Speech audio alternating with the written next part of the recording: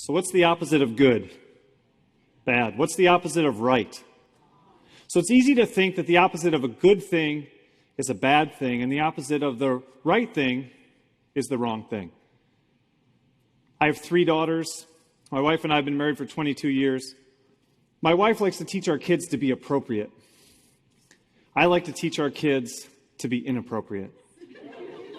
I had a success the other day. I was sitting on the couch, and my middle daughter was sitting on the other side, and we have a special connection. She's the middle one in our family, and I was the middle one in my family. And she's athletic, and I'm athletic, and she's snuggly, and I'm snuggly. And she was sitting over there on her iPad, and she came over, she sat on my lap, and we were watching some TV, and I thought, this is beautiful. This is what life is all about, snuggling with my daughter, watching a little television. But after 2 seconds, she was off my lap, and not only was she not next to me, she was all the way on the other side of the couch.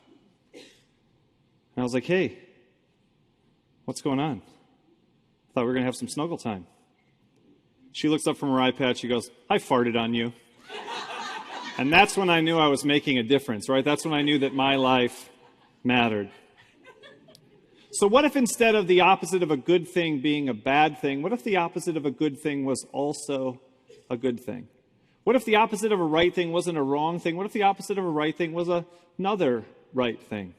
eHarmony is a good website. They're a good company. They help people who are trying to find love, who are trying to find love forever. They advertise that they have more marriages, that they've put together more people who've become married than any other online dating site. So eHarmony's a good thing. They help people find the one forever. So what's the opposite of that? The opposite of that is Tinder. Tinder doesn't help you find the one forever. To help you find someone right now. Right? Sometimes the opposite of a good thing is also a good thing. If you've ever read a children's book, you know that children's books have pictures. Pictures are good. Illustrators get paid lots of money. There's contests to see who can do the best illustrations in children's books. And almost every single children's book has pictures. But B.J. Novak, one of the co-founders of the TV show The Office, just wrote a book called The Book with No Pictures for little kids. And there's not a single picture in the entire book.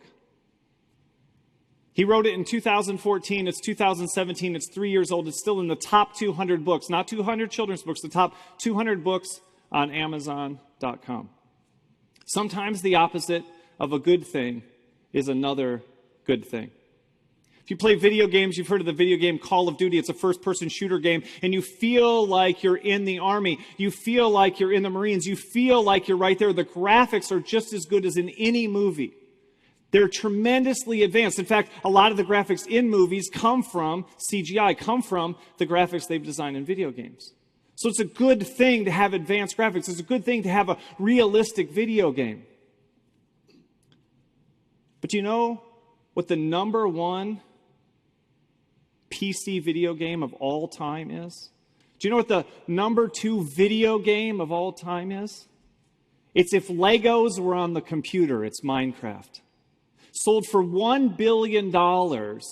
Kids get on Minecraft not to have realistic, not to have advanced, to have primitive, to build things themselves, to build things that don't look quite right but pretty close. Right? Sometimes the opposite of a good thing is a good thing. But we can keep it going because Minecraft has been very, very successful, but it's complex. You have to build the worlds yourself. You have to develop the worlds yourself. You have to figure it out yourself. There's a lot of things to do. There's a lot of moving parts. There's a lot of moving pieces. And that's why there's games like Flappy Bird. Right? There's 2 things you can do in Flappy Bird. You can make your bird go up. You can make your bird go down. That's all you can do.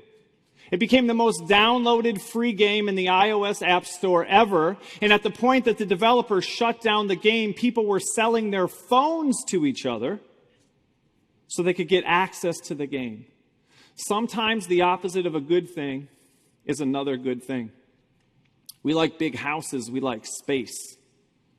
We like to have the American dream. We want the white picket fence. Every year we have more square footage in our homes per person than we've had before. Big houses are a good thing. But right now in the United States, there's a movement called what? The tiny house movement. As a tall person, I find it offensive and discriminatory. But people are buying tiny houses like crazy. There's television shows about people buying tiny houses, moving into tiny houses, changing their lives to be in a tiny house. I have an idea for a Lifetime series. It's the murder-suicides that happen after people live in the tiny house for about 3 months, right?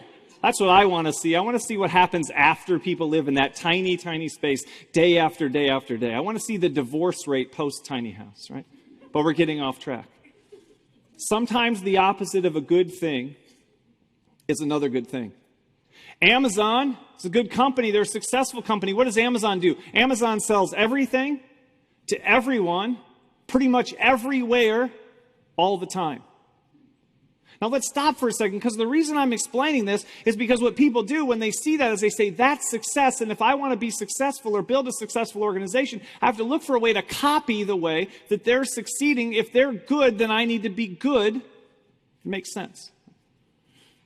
So what's the opposite of Amazon? It would be a company that just sells one thing for one day. And there's a company like that. It's called Woot. Woot.com. They sell one thing for 24 hours or until it sells out. Unlike Amazon's amazing customer service, they offer no customer service. Specifically, they offer no exchanges, because once they've sold them all, they've sold them all. And they don't care if you want an exchange, because they don't have any to exchange them.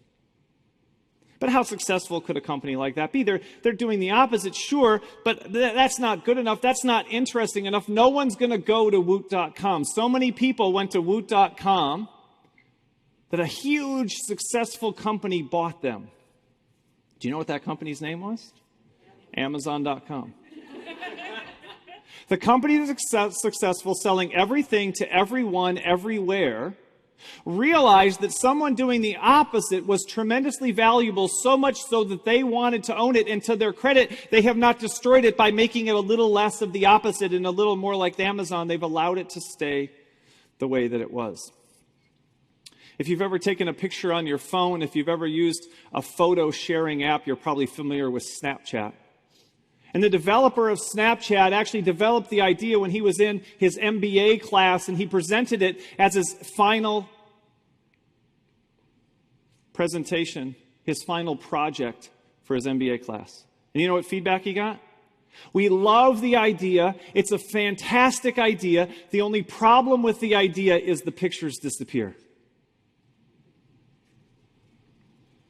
On Instagram, the pictures don't disappear. On Facebook, the pictures don't disappear. On Twitter, the pictures don't disappear. People pay millions of dollars every year to improve their search engine optimization on Google, to make everything they do findable, searchable, and available forever. No one's going to want an app where the pictures disappear. A few weeks ago, Snapchat did an IPO. They have 200 million users. And their IPO was worth $3.5 billion. Sometimes the opposite of a good thing is a good thing.